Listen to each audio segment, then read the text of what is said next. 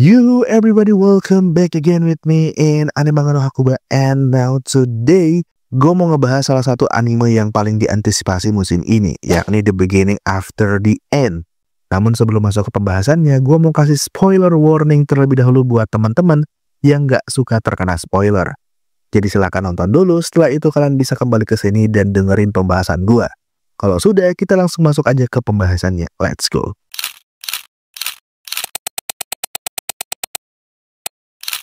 Anime ini pertama kali rilis 2 April kemarin yang disutradarai oleh Keitaro Motonaga.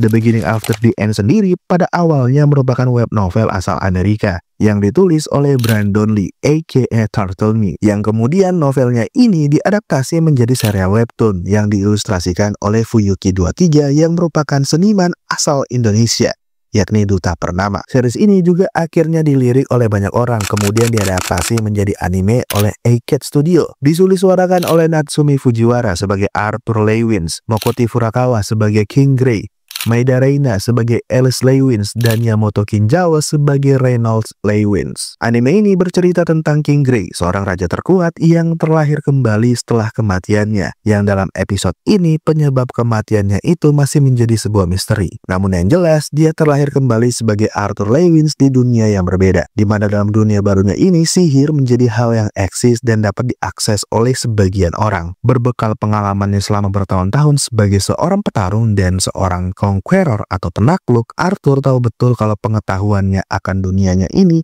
adalah senjata paling utama yang dia butuhkan. Dia kemudian mendapati kalau dunianya ini bukan hanya ada manusia doang, melainkan ras lain seperti elf dan dwarf yang sepertinya ada banyak ras lainnya juga. Tiap ras memiliki tempat mereka sendiri, seperti dwarf yang tinggal di bawah tanah atau gunung, dan elf yang tinggal di pedalaman hutan. Nah, dalam waktu singkat, Arthur mampu belajar mengendalikan mana dan mendapatkan inti mana di usia yang sangat muda.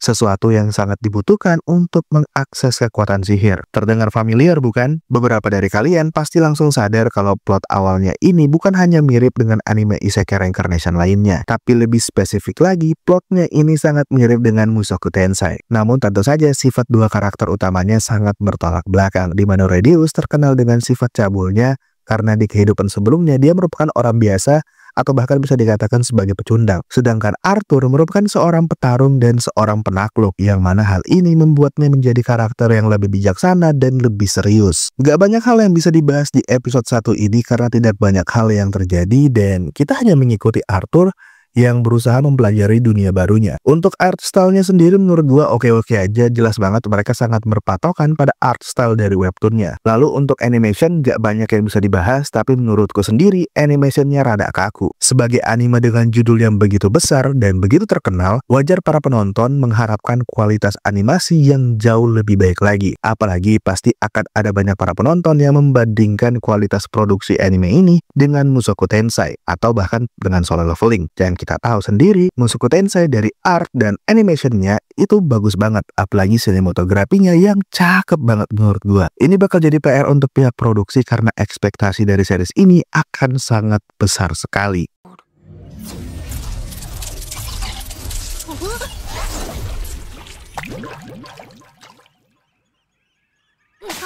Nah, itu dia pendapat gua tentang episode 1 dari The Beginning After the End. Gak banyak yang bisa gua bahas karena episode 1 ini tidak cukup intens untuk ya dibahas gitu. Gua kasih rating 7/10 untuk episode 1-nya. So guys, mungkin itu aja yang bisa gua sampaikan. Kalau ada hal yang kurang atau ada hal yang ingin kalian tambahkan, silahkan tuliskan saja di kolom komentar di bawah ya teman-teman. Jadi ya, kalau kalian suka dengan video ini silahkan like. Kalau nggak suka ya silahkan dislike 2 kali. Jangan lupa untuk komen, like, dan subscribe jika kalian suka dengan konten-konten yang ada di channel ini.